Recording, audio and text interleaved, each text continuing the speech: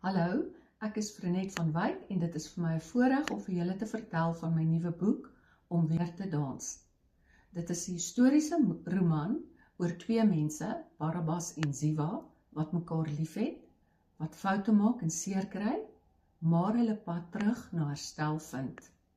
Ek het die boek geskryf met die wens om lesers te inspireer, om te wys elkeen van ons het net soos Barabbas en Ziva 'n oomblik in ons lewe waar ons moet kies tussen ou wonde en nuwe hoop.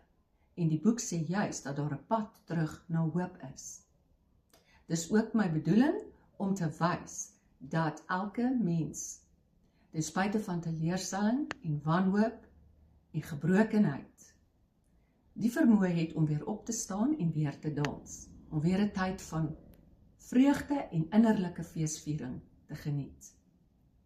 Lesers wil hou van verhale met emosionele diepte en karakters wat groei, sal die pad saam met Barabbas en Ziva deur Galilea, Jerusalem en die gebeure rondom die kruisiging van Jesus geniet.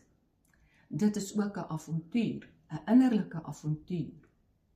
En die uitdagings, die lesse en die oorwinnings van die karakters is steeds van toepassing op ons en die lewe vandag. Ten slotte wil ek baie dankie sê vir elke boekwinkel eienaar en elke leser wat deel word van hierdie leeservaring.